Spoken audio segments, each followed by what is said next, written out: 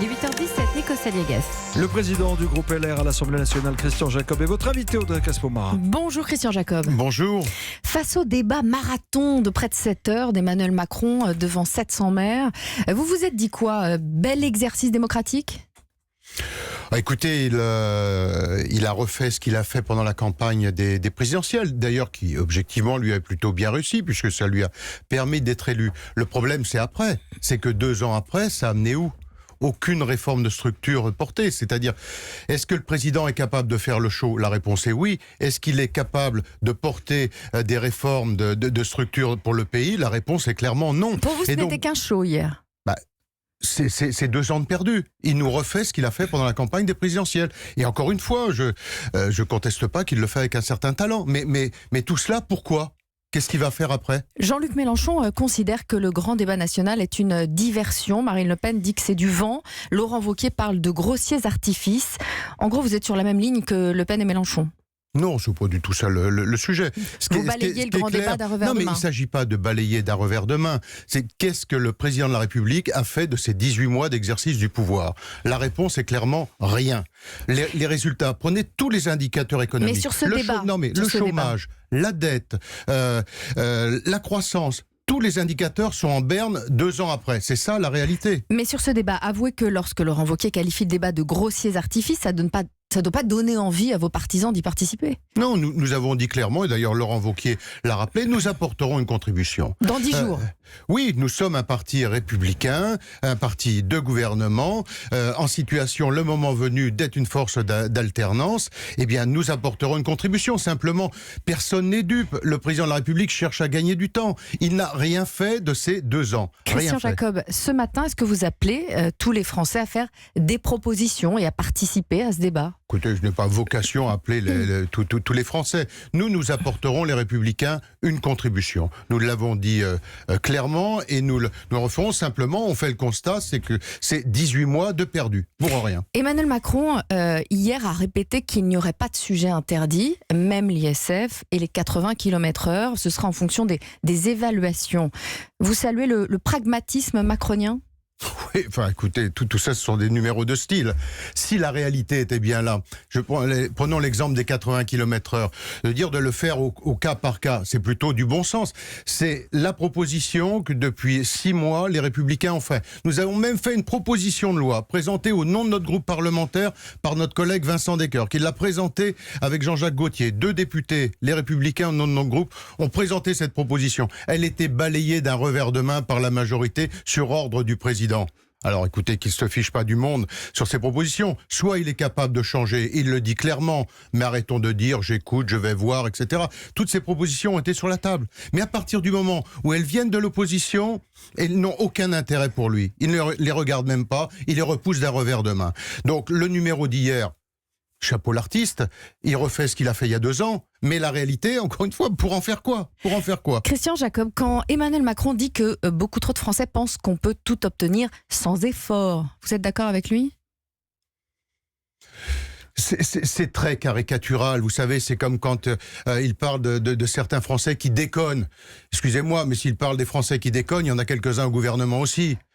Et qu'il ait le courage de se regarder dans une glace. Quand il fait cette liste des 30 questions, ou 33, 35, je ne sais même plus combien, il y en a une seule qu'il oublie.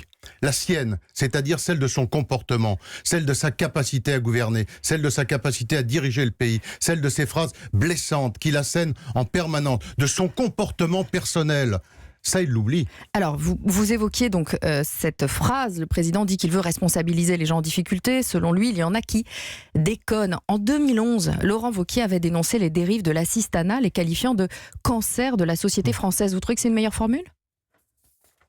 Non, mais le président de la République est en situation, je vous dis, il parle des Oui, non, mais d'accord, mais je vais revenir. Mais créez une polémique sur il y en a qui déconnent, d'autres ont parlé de cancer de l'assistanat. Sauf qu'il y en a un qui est président de la République. Et quand on est président de la République, qu'on parle des Français qui déconnent, je dis, Monsieur le Président, regardez-vous dans une glace, regardez votre gouvernement. Est-ce que vous n'avez pas l'impression qu'il y en a d'autres qui déconnent, notamment dans votre gouvernement ? Vous pensez à qui, précisément ?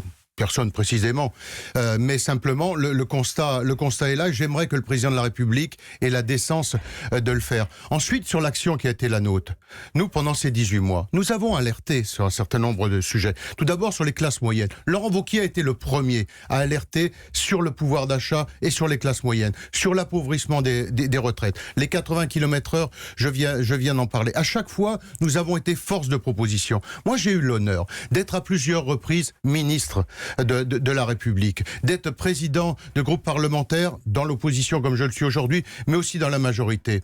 À chaque fois, il y a eu des propositions de l'opposition qui ont été reprises. Là, ce président, il refuse tout.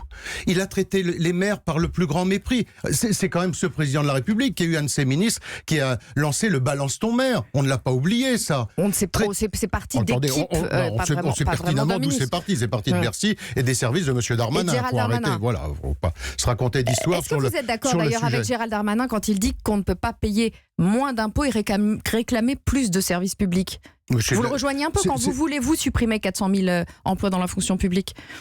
C'est pas 400 000, c'est 120 000. 400 000, au mois d'octobre, Laurent Wauquiez a présenté son plan de réduction. Ce que nous avons fait, c'est 120 000. Ce qui a été l'action qui a été menée par Nicolas Sarkozy. Vous avez présenté un nouveau plan en octobre. Mais je vous dis, sur les faits, Nicolas Sarkozy, c'est 120 000 emplois. Monsieur le président Macron avait annoncé à peu près les mêmes chiffres et c'est 4 600, je crois, en 2 ans. Ce qui veut dire que les chiffres qu'il a annoncés ne seront pas tenus.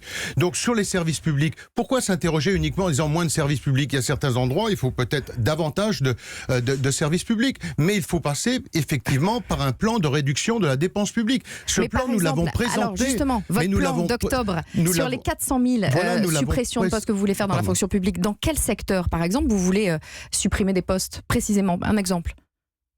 L'exemple, c'est qu'il y a un certain nombre de missions où aujourd'hui, on n'a pas nécessairement l'obligation de les faire tenir par des agents de la fonction publique. Nous avons fait ces propositions depuis...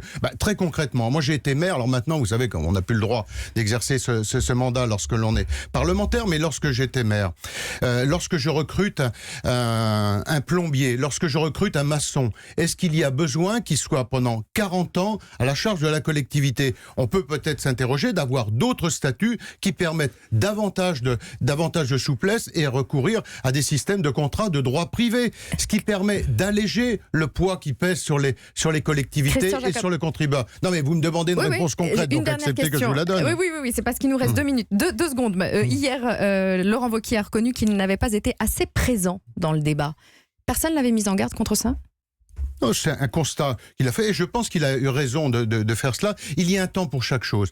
Vous savez, on est passé dans une période très compliquée pour notre famille politique. On a perdu 2 présidentielles de suite, 2 législatives de suite. Mais sur son absence dans le débat. J'y reviens. Pour la première fois de l'histoire de notre famille politique, depuis 1958, on n'est pas présent au 2e tour de la présidentielle. Donc on ne peut pas demander à Laurent Wauquiez de tout régler par un claquement de doigts en 18 mois. Il y a un temps pour chaque chose. Il s'est concentré sur l'interne du parti et maintenant il faut effectivement être sur une autre dimension et qu'il soit plus présent. C'est le choix qu'il a fait. Je pense qu'il a eu raison de faire ce choix, d'être plus présent à partir de cette année.